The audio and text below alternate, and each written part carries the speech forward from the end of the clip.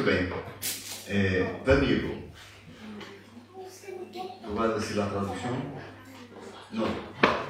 Ok. Entonces puedo hablar em português. Eu penso que, como eu falo despacio, tranquilo, mis hermanos em espanhol vão compreender. Eu não vou falar em português, está bem? Pero bem devagar. Muito bem. Só abrindo um parêntese, não é um sermão, é só um parêntese. Que interessante. O jejum intermitente funciona até para peixes. É algo para a gente pensar. Muito bem. Antes de começarmos o tema desta tarde, eu gostaria de orar. E eu vou pedir para que todos se coloquem em pé, enquanto eu me ajoelho aqui na frente, e vamos pedir que Deus esteja presente conosco ao tratarmos desse assunto que vamos tratar.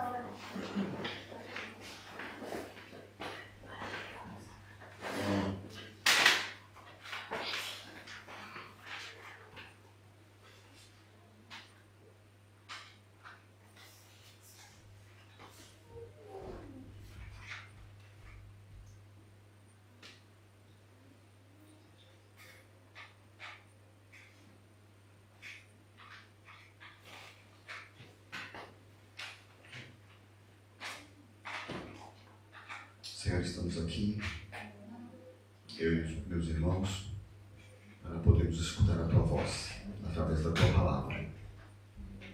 Eu só te peço duas coisas: envia o Teu Santo Espírito, para que Ele fale ao nosso coração e abra os nossos olhos e a nossa mente, para entendermos a Tua palavra. Amém. Te pedimos em nome de Jesus. Amém. Amém.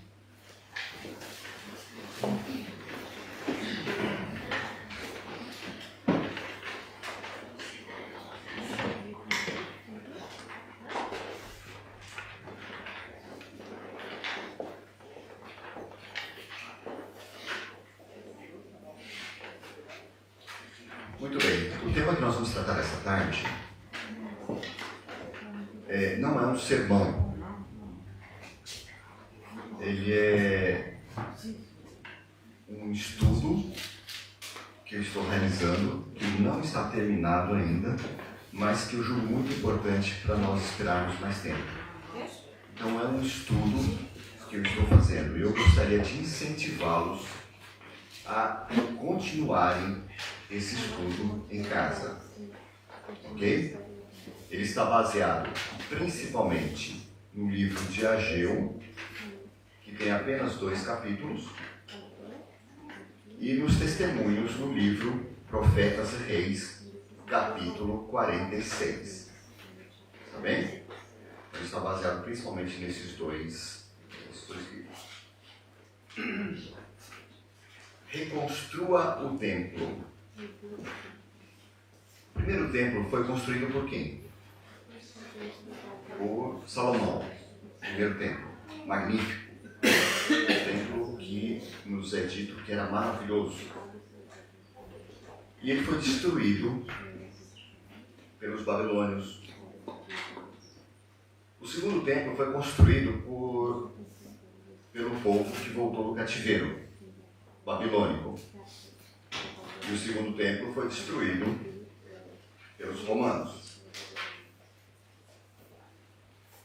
O terceiro templo ainda não foi construído, mas já está em andamento. Eu vou mostrar para vocês algumas coisas. Israel quer construir o terceiro templo. Eles já têm o material pronto para a construção do terceiro templo. Falta só o local, porque no local, nesse momento, é uma mesquita muçulmana. Mas eles esperam que esse espaço seja liberado para eles construírem o terceiro templo. E eu gostaria, deixa eu ver aqui,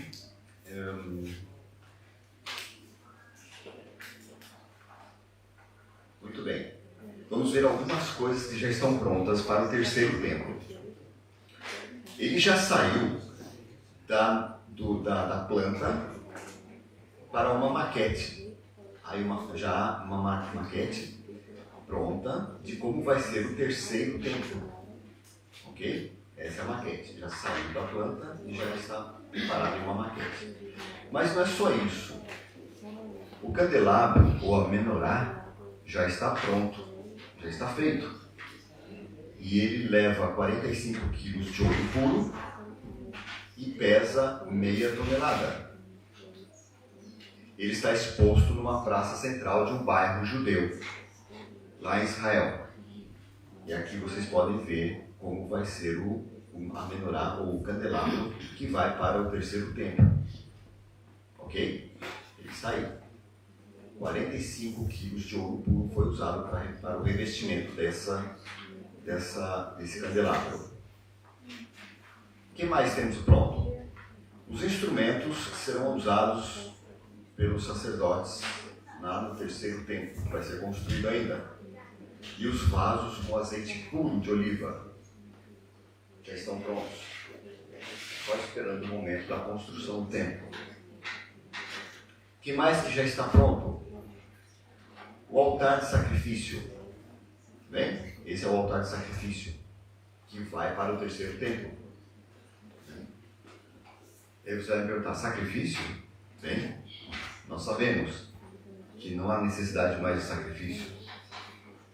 Mas eles, pelo jeito, não sabem ainda. E está pronto o altar de sacrifício para ser levado para o terceiro templo. Que mais que já está pronto? O altar de incenso, também revestido de ouro puro. Tudo que você vê dourado é ouro puro, tá? Que foi usado para revestimento. Esse é o altar de incenso, já está pronto para ser levado para o terceiro templo. O que mais que nós temos? A roupa do sumo sacerdote. É essa daqui, vocês estão vendo aqui em primeira mão, a roupa que vai ser usada pelo sumo sacerdote nas atividades do terceiro templo.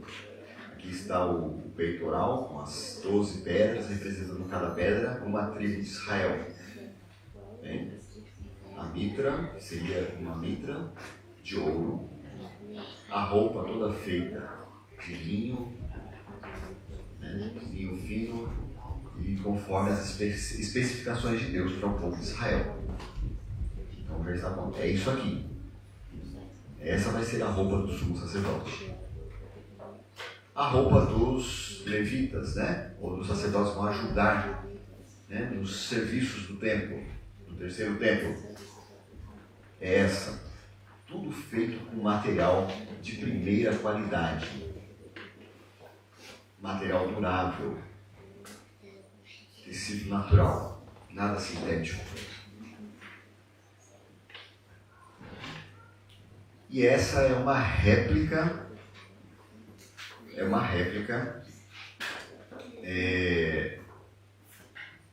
da urna que guardava os 10 mandamentos. Por que uma réplica? Por que não fizeram uma que vai ser do terceiro templo? Porque eles acreditam que a arca do concerto vai ser encontrada. Ela está em algum lugar ali em Israel, alguma parte ali de Israel, e ela vai ser encontrada, e eles vão usar essa arca original para continuar na construção do terceiro templo.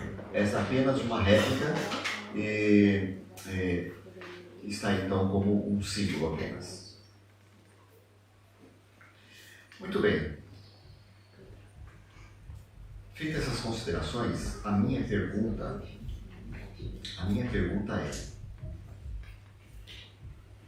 é esse o templo que Deus quer que nós construamos?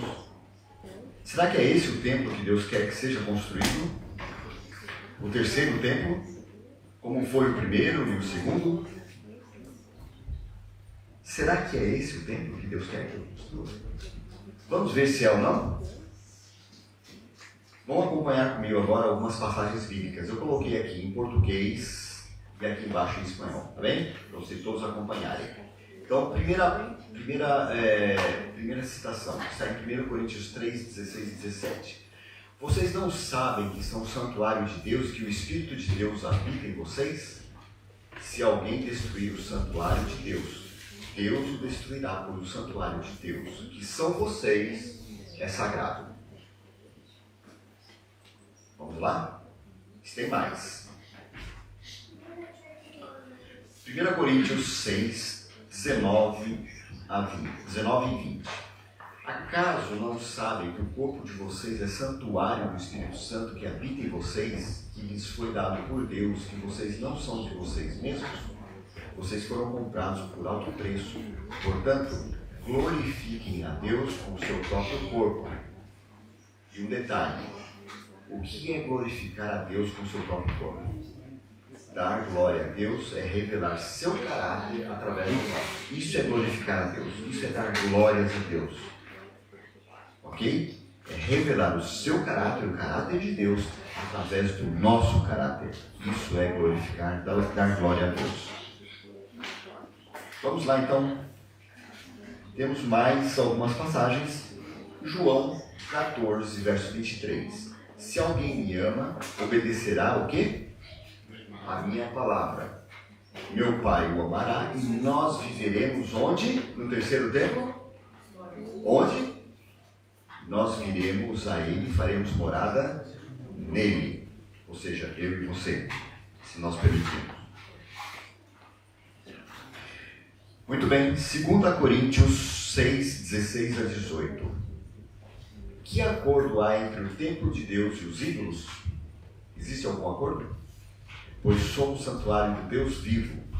Como disse Deus, habitarei com eles e entre eles andarei. Serei o seu Deus e eles serão meu povo. Portanto, saiam do meio deles e separem-se, diz o Senhor. Não toquem em coisas impuras, e eu os receberei e serei o seu pai. E vocês serão meus filhos e minhas filhas, diz o Senhor Todo-Poderoso. Somos santuário do Deus vivo.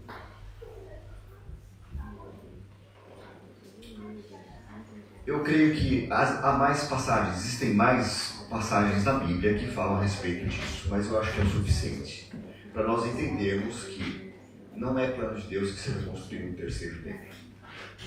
O templo deve ser reconstruído, o qual é? É esse. Eu e você somos templos do Deus vivo. É esse templo que Deus quer que nós reconstruamos. Ele foi construído um dia perfeito, foi destruído, assim como o primeiro templo foi destruído e o segundo também. E Deus quer agora que nós reconstruamos esse templo. Agora, abrindo um parênteses, aqui diz que acordo há entre o templo de Deus e os ídolos? Deus pede para nós nos separarmos das coisas imundas, né? Das coisas impuras. Eu estava esses dias vendo um vídeo a respeito da guerra de Israel e o Hamas, ok? Estava vendo um vídeo, e especificamente aquele vídeo que mostra aquele grupo de jovens fazendo uma festa lá no deserto. E aquele deserto é um deserto importante, foi um deserto que, por ele, passaram várias situações descritas na Bíblia. E lá estava um grupo de jovens fazendo uma festa no deserto. O embaixador de Israel, da ONU, eu vi o discurso dele, eu escutei o discurso dele, e ele falou assim: um grupo de jovens, né, inocentes, querendo apenas fazer uma festa, estavam dançando, fazendo uma festa, comemorando a paz. E eu vendo um vídeo dessa festa, me deparei com um negócio que me deixou impressionado e triste ao mesmo tempo. Isso aqui, ó. Em Israel, em pleno deserto, tinha uma história importante, bíblica. No sábado, um grupo festejando o quê? A paz. Não é isso que aconteceu com o povo de Israel no ano passado? Quando eles caíram, não era isso que acontecia? Estavam adorando outros deuses? Bem, você apenas um parênteses, mas o que diz o verso? Que acordo há entre o templo de Deus e os ídolos? Existe algum acordo? Não, nenhum.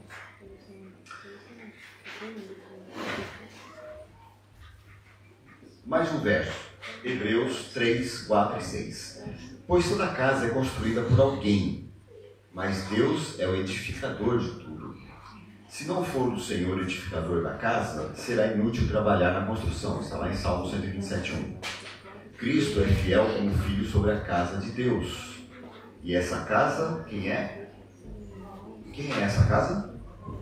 Somos nós. Se é que nos apegamos firmemente à confiança da qual nos gloriamos.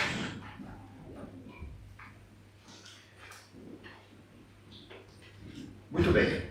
Depois de entendermos que o terceiro templo que Deus quer que reconstrua seja esse templo, e não aquele físico, né, que nós vimos no início, nós vamos então iniciar agora um estudo de Ageu, ok? Vamos relembrar aqui alguns passos importantes. O povo foi levado cativo. E a Medo-Pérsia então domina a Babilônia. Depois de um período de 70 anos, a Medo-Pérsia domina a Babilônia. E no segundo ano do reinado de Dario, veja que Dario reinou através da Medo-Pérsia por 2 anos apenas. Lembra Dario, lá da Cova dos Leões? Dario reinou por 2 anos e morreu. E aí quem assumiu o poder foi Ciro, o seu general. Dario era persa, era Medo, da Média, né? Ciro era persa. Quando Dario morreu, deu 2 anos depois, o seu general, Ciro, tomou o seu lugar. E aí nós vemos a sequência dos reis, os próximos reis. Foi Dario, que reinou 2 anos, depois veio Ciro, a quem Deus se refere como o meu servo, que libertaria o povo de Israel para voltar novamente do cativeiro. Depois veio Cambises, que era filho de Ciro, depois Xerxes, ou Artaxerxes, que foi um falso rei, né, naquela época, e que atrapalhou muito o povo de Israel. E depois veio Dario Estaspes. No tempo de Ciro, o povo de Israel então voltou do cativeiro e começaram a reconstruir o templo, o segundo templo, ok? Então eles voltaram. Era a profecia bíblica. Deus então usou Ciro para libertar o povo do cativeiro e um remanescente, olha só, um remanescente voltou. A grande maioria ficou ainda na Babilônia, porque preferiram ficar lá porque tinham negócios, porque tinham atividades, estavam morando lá, tinham família e já estavam envolvidos nas coisas. Isso lembra você alguma coisa? Um pequeno remanescente voltou do cativeiro para reconstruir o templo. Um pequeno remanescente. Remanescente significa um pequeno número, um pequeno povo. Um número pequeno. Muito bem. Então, Dario reinou 2 anos e no reinado de Ciro eles voltaram do cativeiro. No reinado de Cambises, seu filho, e de Xerxes, eles estavam lá já em Israel, reconstruindo o templo e a cidade, e eles estavam sofrendo perseguição nesse período. Depois de Xerxes, ou Artaxerxes, veio então Dario Estaspes. Durante o reinado de Ciro, o remanescente então volta para reconstruir o templo. Entre o período de Ciro e Estaspes, o Dario, o remanescente é perseguido pelos inimigos que procuram parar a obra de reconstrução. Quando há uma obra de reconstrução de um templo, o inimigo não está satisfeito. Ele vai atrapalhar. Ele vai colocar empecilhos. Não se iludam de que vai correr tudo bem, nós vamos reconstruir esse templo sem problemas e sem dificuldades. Não, o inimigo não quer que ninguém reconstrua esse templo. E foi o que aconteceu no passado e é o que acontece agora. Deus então envia os profetas Ageu e Zacarias com mensagens de reprovação e de ânimo. Muito bem, nesse período então, em que o povo começou a reconstruir, foi grandemente perseguido, principalmente pelos samaritanos, que eram uma mistura de povos que estavam ali, que se diziam crentes em Deus, mas que não faziam o que Deus pedia. Eles foram tão perseguidos que chegou um momento que eles desistiram. Desistiram da construção do templo. E é o que nós vemos lá em Ageu. Vamos agora entrar no livro de Ageu, que nós vemos em Ageu, no capítulo 1, versos 2 e 4. Eles desistiram, eles pararam a reconstrução. E Deus fala assim: este povo, olha só como Deus aborda o povo de Israel. Não é o meu povo, como ele sempre falou. É este povo, porque é um povo que, apesar de ter recebido as bênçãos, de ter saído do cativeiro, tudo era profético e a profecia se cumpriu, agora eles desistiram. Deus abriu portas imensas e eles agora pararam. E Deus não pode considerar o seu povo um povo que desiste quando Deus dá as oportunidades. Então Deus disse: este povo ainda não chegou o tempo de reconstruir a casa do Senhor. Deus fala: acaso é tempo de vocês morarem em casas de fino acabamento, enquanto a minha casa continua destruída? Em algumas versões, deserta. Por um acaso é tempo? Se o nosso corpo é templo do Espírito Santo, e é esse o templo que Deus quer que reconstrua, o que poderia significar então vocês morarem em casas de fino acabamento? Será que nós estamos preocupados mais com as coisas desse mundo, as coisas externas, do que a reconstrução desse templo? Será que nós estamos colocando as coisas do mundo em primeiro lugar? Será que é isso? Vamos ver. Deus, através dos profetas Ageu e Zacarias, fez advertências severas ao povo nesse momento, mas também incentivou, estimulou. Como? Vamos ver. Ageu, capítulo 1, do verso 5 ao 7. Deus então fala para o povo: vejam aonde seus caminhos os levaram. Vocês têm plantado muito e colhido pouco.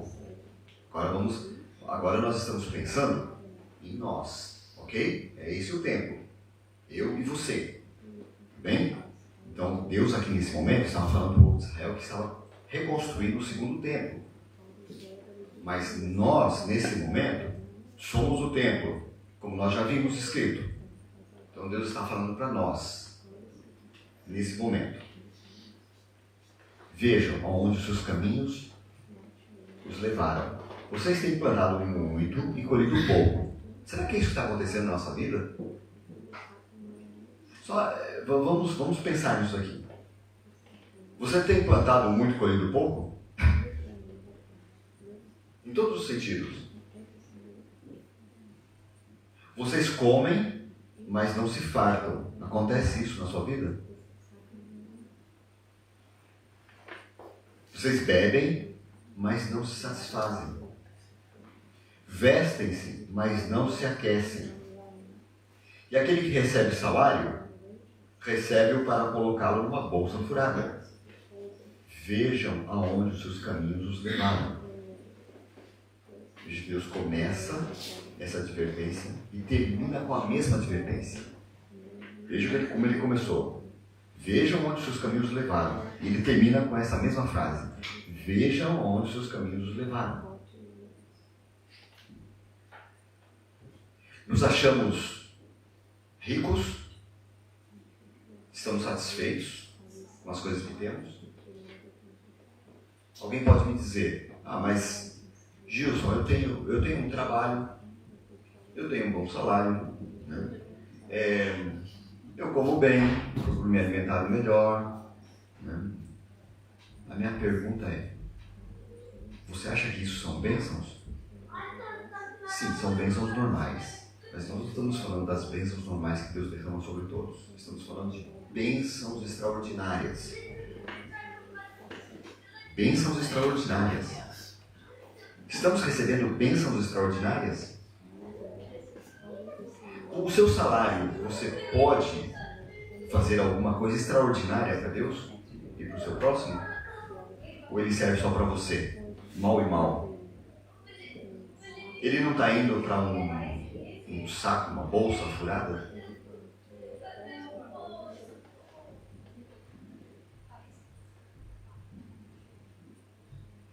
Olha esse comentário do Espírito de Profecia. Por mais de um ano o templo foi negligenciado e quase abandonado. O povo habitava em seus lares e tudo fazia para alcançar prosperidade temporal. Mas a sua situação deplorável, mas eles estavam numa situação deplorável. Por mais que trabalhassem, não prosperavam. Os próprios elementos da natureza pareciam conspirar contra eles, visto que haviam permitido continuasse o templo em ruínas. O Senhor enviou sobre seus recursos uma ruinosa estiagem. Deus lhes havia concedido os frutos do campo e dos pomares, o milho, o vinho, o óleo, como um sinal do seu favor. Mas como usassem essas abundantes dádivas tão egoístamente, a bênção foi retirada. É assim que estava o povo. E é assim que estamos nós. É assim que estava o povo naquela época da reconstrução do segundo templo. É assim que nós estamos hoje. É assim que nos encontramos.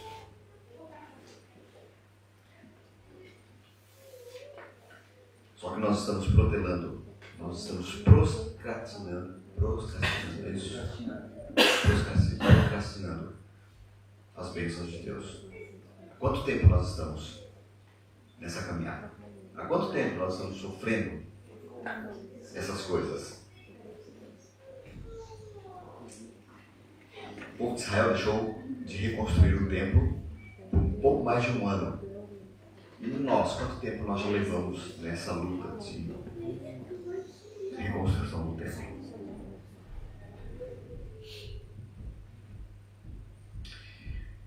Mais uma citação. Tais eram as condições existentes durante a primeira parte do reinado de Dario. Tanto do ponto de vista espiritual quanto temporal, os israelitas estavam em estado deplorável. Tanto haviam murmurado e duvidado, tanto tempo tinham escolhido tratar de interesses pessoais primeiro, enquanto contemplavam com apatia o templo do Senhor em ruínas, e muitos haviam perdido de vista o propósito de Deus em fazê-los retornar à Judéia. E esses estavam dizendo: não veio ainda o tempo em que a casa do Senhor deve ser edificada. Sabe o que me fez pensar isso? Quanto tempo eu estou achando qual é o meu pensamento a respeito da descida do Espírito Santo? Quanto tempo será que você está pensando que ainda não chegou o tempo do Espírito Santo agir, né, para podermos pregar o Evangelho ao mundo todo? Não é isso que eles estavam fazendo? Não chegou o tempo ainda de reconstruir o templo. Quantos de nós dizemos: não é tempo ainda do Espírito Santo agir para nós pregarmos o Evangelho com poder a todo mundo? Vamos esperar até quando? Enquanto isso, nós estamos vivendo assim, em condições deploráveis. É assim que estamos vivendo.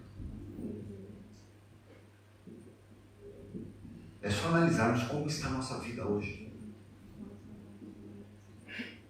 O que Deus está tentando dizer para a gente? Gilson, você está buscando em primeiro lugar as coisas do mundo, os seus interesses? Está errado. Não é esse o caminho. Não é isso que tem que fazer. O que diz o verso de Mateus? Busca em primeiro lugar o quê? O reino de Deus e a sua justiça. E as outras coisas vão ser acrescentadas. É isso que Deus estava dizendo para esse povo. É isso que Deus está dizendo para a gente hoje. Busca em primeiro lugar o reino de Deus e a sua justiça. As outras coisas vêm depois. Eu me encarrego disso. Quando ele fala lá em Mateus, busca em primeiro lugar o reino de Deus, busca em primeiro lugar Jesus. Busca Jesus. Jesus muitas vezes disse, o reino de Deus está entre vocês. Estava se referindo a quem? A Ele. O reino de Deus está próximo. Era Ele. Busca em primeiro lugar a Jesus e a sua justiça, as obras que Ele fazia, e as outras coisas vão ser acrescentadas. Mas nós estamos invertendo a ordem, como fez o povo de Israel nessa época.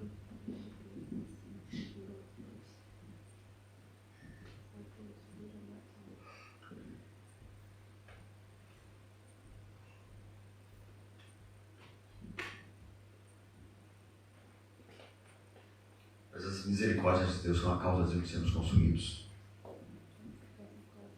Nem mesmo nesta hora escura foi sem esperança para aqueles cuja confiança estava em Deus. Isso é para a gente hoje também. Os profetas Ageu e Zacarias foram despertados para enfrentar a crise. Com encorajadores testemunhos, esses mensageiros escolhidos revelaram ao povo a causa de suas dificuldades. A falta de prosperidade temporal era o resultado da negligência em dar prioridade aos interesses de Deus. Os profetas afirmaram. Uma pausa. Aqui não é doutrina da prosperidade. A doutrina da prosperidade do mundo diz, né? Quanto mais você der, mais você vai ter para você. Não é isso. Não é esse o plano de Deus. O plano de Deus é, quanto mais você tiver, mais você investe na causa de Deus. É esse o plano de Deus. Ele só pode abençoar aqueles que têm um plano específico, um plano de Deus para a sua vida. Quanto mais você der para a causa de Deus, mais Ele pode abençoar. Se Ele vê que você não vai fazer isso, não vem as bênçãos. Eu não estou falando de bênçãos comuns do dia a dia. Um trabalho, um salário, a chuva, o sol, são bênçãos que Deus dá a todos. Estou falando de bênçãos extraordinárias. Você quer receber bênçãos extraordinárias? Então a gente tem que correr. Sabe por quê? Porque o tempo está terminando. Deus quer que nós falei na lição agora à tarde. Deus quer que nós sejamos rápidos em aprender aquilo que Ele quer ensinar, porque o nosso tempo é curto. E aí continua. Tivessem os israelitas honrado a Deus, tivessem eles mostrado o devido respeito e cortesia, fazendo o reerguimento de sua casa, olha aqui, o reerguimento da sua casa, a primeira obra, e teriam convidado sua presença e bênção. Que forte isso, né? Que forte. Muito bem.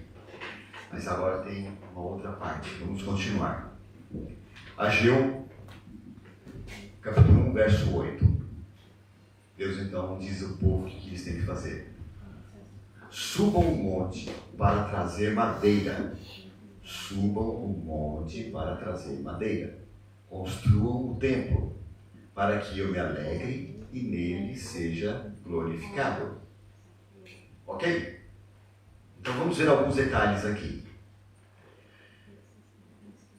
Há mais um detalhe aqui, que o templo foi construído de pedras, madeira e revestido de ouro. Ok? Guarde isso com você agora nesse momento. Foi construído de pedras, madeira e revestido de ouro. Deus então pede para subirem um monte para trazerem madeira. Construa o templo para que eu me alegre e nele seja glorificado. Muito bem. O que seria subir ao monte? Olha só o que diz lá em Êxodo 19, verso 3. Logo Moisés subiu o monte para encontrar-se com quem? O que Deus pede para a gente fazer? O que ele pediu lá em Ageu? Suba um monte. É para fazer o quê? Buscar a Deus. Então vai ao encontro de Deus. Busque a Deus. Primeira parte. É isso que Deus falou. O povo naquele tempo era para subir literalmente no monte. E de lá trazer madeira. Para hoje a gente suba o monte. Vá falar com Deus. Suba o monte. Fale com Deus. Busque a Deus. É a primeira coisa. E Moisés então subiu ao monte, e nós devemos fazer o mesmo, subir ao monte espiritual e buscar a Deus de todo o coração. Agora, ele fala também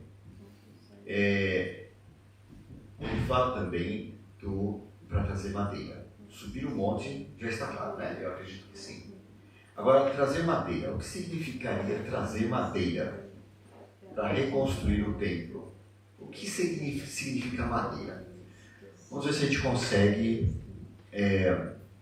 definir isso. No segundo comentário bíblico adventista diz assim: na retificação do caráter, seu povo não deve trazer madeira sem valor. Então, o que seria a madeira, no caso? O caráter. Vocês se lembram que nós lemos no início a respeito do caráter? Está aqui. Na edificação do caráter, seu povo não deve trazer madeira sem valor.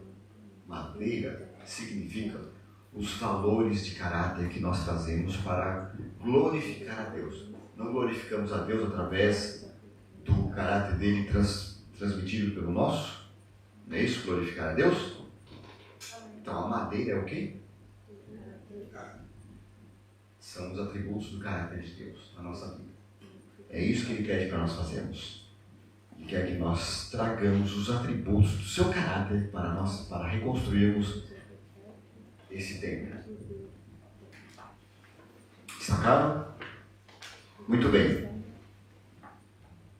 Em tempos de perplexidade e angústia, quando é exercida forte pressão, ver-se-á claramente que tipo de madeira tem sido usada na formação do caráter. Quais os atributos que formam o seu caráter? É madeira de lei? Ou é madeira que com uma semana já está podre?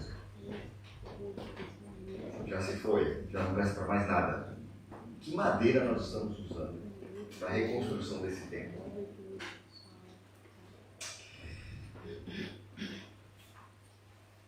Mas tem mais um detalhe. O templo foi revestido de ouro. Não é isso? Foi revestido de ouro. E os utensílios revestidos de ouro. E o que seria esse ouro? O revestimento do templo. Aqui em 1 Reis diz assim, que assim revestiu de ouro todo o interior do templo e também o altar que pertencia ao santuário interno, ou seja, o altar de incenso. Ok? Testemunhos Seletos, no capítulo 1, diz assim: sentirão a necessidade de comprar ouro, que é o quê? A fé e o amor puros. Então, na reconstrução desse templo, eu preciso buscar a Deus, eu preciso buscar os atributos do caráter de Deus para a minha vida, e eu preciso revestir a minha vida, ou esse templo, de quê? Ouro puro, que significa fé e amor puros.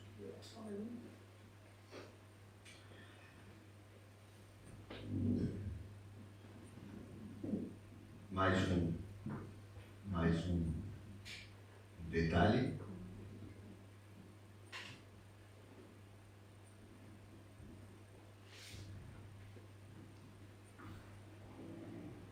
Estou voltando, né?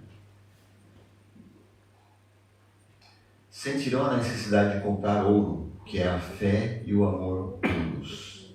Muito bem. Ageu, capítulo 1, verso 8. Construam o templo para que eu me alegre e nele seja glorificado. Nós já vimos isso, né? Construam o templo para que eu me alegre e nele seja glorificado. Eu e você somos o templo do Espírito Santo. Nós somos o templo que Deus quer habitar. Mas Ele só pode habitar nesse templo depois que nós seguimos aqueles passos que Ele deu. E Ele diz: construa um templo para que eu me alegre e seja nele glorificado.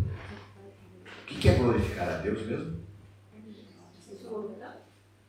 Nós já vimos aqui antes. O que é dar glórias a Deus? O que é glorificar a Deus? Refletir seu caráter através do nosso. Refletir o seu caráter através do nosso. Isso é glorificar a Deus. Isso é muito importante. Muito bem. Continuando o livro de Ageu, capítulo 1, verso 9 a 11. Vocês esperavam muito, aí ele retoma a advertência. Vocês esperavam muito, mas eis que veio pouco. E o que vocês trouxeram para casa, eu dissipei com um sopro. E por que eu fiz? Por que eu fiz isso? Por quê? Perguntou o Senhor. Por causa do meu templo, eu e você, que ainda está destruído, enquanto cada um de vocês se ocupa com a sua própria casa, com seus próprios interesses. Por isso ele foi destruído. Por isso ele se mantém assim. Por isso vocês estão passando por essas dificuldades todas. Porque o templo foi destruído e continua destruído. Por isso, por causa de vocês, o céu reteve o orvalho e a terra deixou de dar seu fruto. Nos campos e nos montes provoquei uma seca que atingiu o trigo, o vinho, o azeite e tudo mais que a terra produz. E também os homens e o gado, inclusive os homens e o gado. O trabalho das mãos de vocês foi prejudicado. Culpa de quem? De Deus? Por causa de quem? De nós. Tudo isso aconteceu por nossa culpa. Porque nós resolvemos parar a reconstrução do templo do Senhor e fomos cada um de nós cuidar da sua própria vida. É o que nós fazemos até hoje.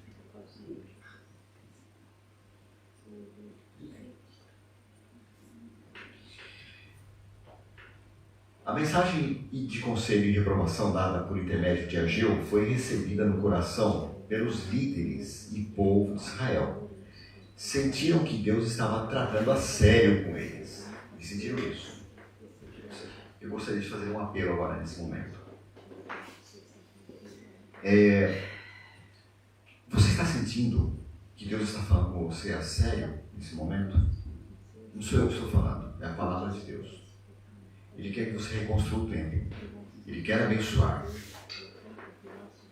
Mas como eu vou continuar? Vou continuar deixando esse templo destruído, vazio, deserto? Ou eu vou dar atenção ao que ele está dizendo? À reprovação e aos conselhos que ele está me passando. O povo naquele tempo sentiu que Deus estava tratando a sério com eles. Não ousaram menosprezar a repetida instrução a eles enviada, de que sua prosperidade, tanto temporal como espiritual, estava na dependência de sua fiel obediência aos mandamentos de Deus. É bem claro, né? É bem claro. A nossa prosperidade material e espiritual está na dependência da nossa obediência aos mandamentos de Deus. E não tem outra saída. Ageu, capítulo 1, verso 12 a 15. Obedeceram à voz do Senhor, e o povo temeu o Senhor. Então Ageu trouxe essa mensagem do Senhor: eu estou com vocês. Quando eles decidiram, então, fazer o que Deus estava pedindo, Deus disse: eu estou com vocês. E eles começaram a trabalhar no templo do Senhor dos Exércitos, o seu Deus. Um mês depois que eles começaram a reconstruir o templo. Um mês depois. Coragem ao trabalho, ao povo da terra, declara o Senhor, porque eu estou com vocês, declara o Senhor dos Exércitos. Meu espírito está entre vocês. Não tenham medo, não tenham medo. Continuem trabalhando, continuem firmes, continuem reconstruindo o templo do Senhor.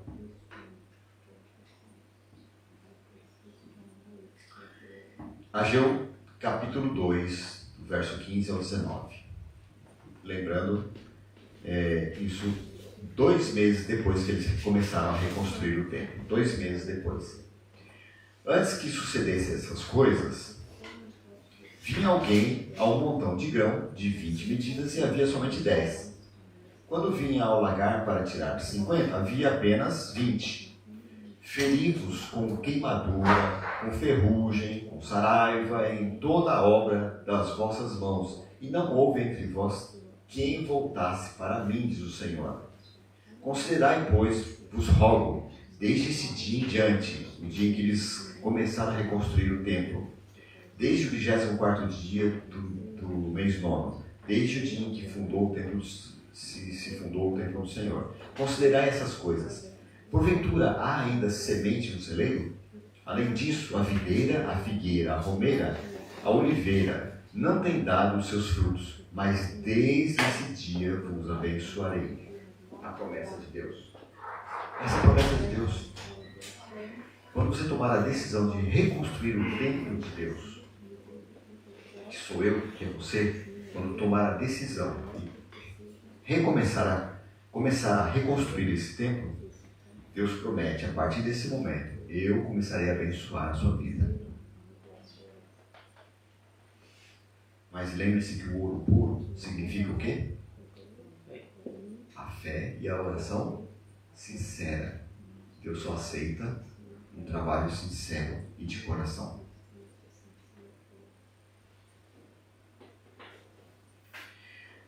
Com arrependimento de coração e desejo de avançar pela fé, vieram as promessas de prosperidade temporal. Desde esse dia, o Senhor declarou: vos abençoarei. Agora, quanto tempo levou tudo isso? Vamos fazer uma comparação? Quanto tempo levou isso? E quanto tempo levamos nós essa vida de dificuldade, de opressão? Naquele tempo, o povo de Israel, quando eles ouviram a palavra de Deus e deram atenção ao que Deus estava dizendo, isso durou esse período. Aqui é o mês aproximado que eles iniciaram, que receberam a mensagem. Deus falou a Ageu e Ageu falou ao povo. Depois de um mês aproximadamente, o povo inicia a reconstrução. Depois de um mês aproximadamente, Deus anima o povo. Depois de 2 meses aproximadamente, vem as promessas de Deus de bênçãos. Isso durou aproximadamente, esse processo, um período de 5 meses. Quanto tempo nós levamos sofrendo?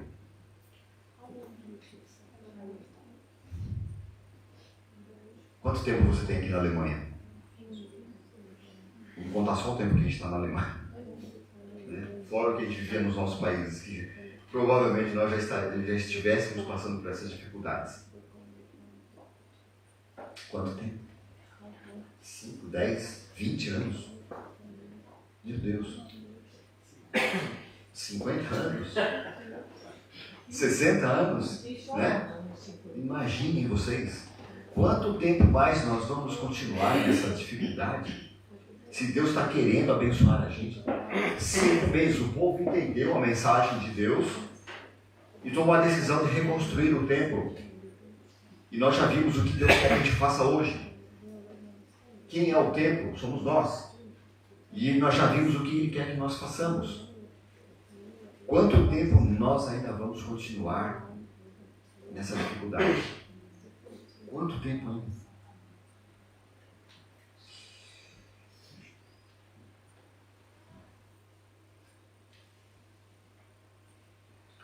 Quando todos os móveis do santuário, lembrem-se, sou eu e vocês, santuário, esse templo de Deus, quando todos os móveis estiverem no seu devido lugar, Deus então virá e vai habitar em nós. É isso que Ele quer dizer. O altar de sacrifício, estamos vivendo uma vida de sacrifício?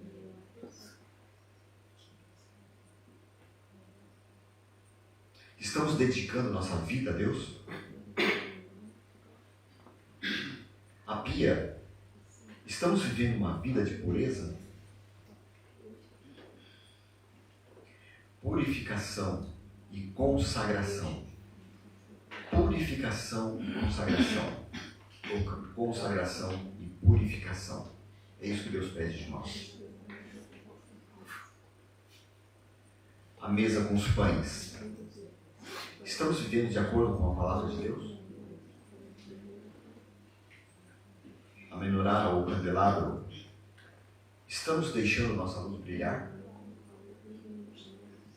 O altar de incenso, estamos orando e intercedendo em comunhão com Deus?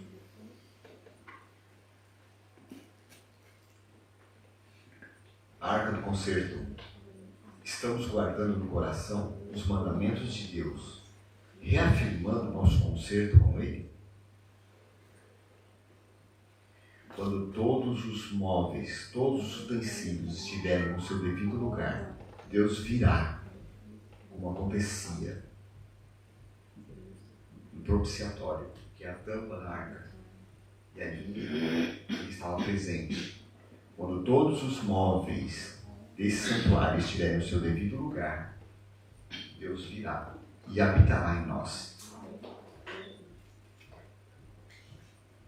O que nós devemos fazer? Em primeiro lugar, suba o monte. Para buscar a quem? A Deus. Traga a madeira, que são os atributos do seu caráter, e revista o templo de ouro, que é a oração, a fé e a oração. Sincera. Comece por aí. Busque em primeiro lugar o reino de Deus e a sua justiça. As outras coisas serão acrescentadas. Deus mesmo disse, Ele vai lhe conceder uma nova vida. Prosperidade material e prosperidade espiritual. É isso que Ele promete. Temos às vezes medo de dizer, não, mas a prosperidade material não é esse plano. Claro que é o plano de Deus. Afinal de contas, Ele não está contando com a gente para terminarmos, para trabalharmos, para nos envolvermos na missão, como temos visto na lição. Satanás disse para ele, para os seus anjos: vamos manter todos os recursos desse mundo nas nossas mãos, porque aí o povo que guarda o sábado não vai ter condições de poder pregar, né, ou falar de Deus para o povo. É isso que ele faz. Mas de quem são os recursos? Quem é dono de tudo? É Satanás? Não. Mas nós não estamos buscando ao dono de todos os recursos desse mundo. Não estamos buscando. A partir do momento que nós buscarmos a Deus de todo o coração, Ele vai se deixar ser achado. E aí a nossa vida vai mudar. Mas fica a advertência. Não demore. O Senhor quer que nós sejamos rápidos para aprender o que Ele tem para ensinar. Porque o tempo é curto. Pouco tempo nos resta. Já se ouvem os sinais de Deus que se aproxima. Que Deus os abençoe. Amém. Vamos colocar em pé e vamos orar.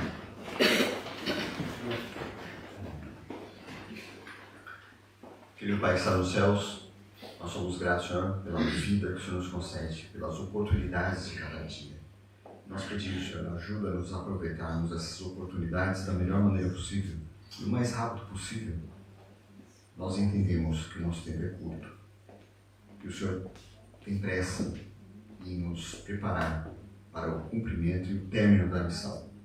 Por isso nós pedimos que o Senhor derrame o seu Santo Espírito sobre nós, para que com poder possamos testemunhar das coisas maravilhosas que o Senhor é e que o Senhor tem feito por nós. Nós entregamos nossa vida em Tuas mãos, pedimos as Tuas bênçãos, em nome de Jesus. Amém. Amém.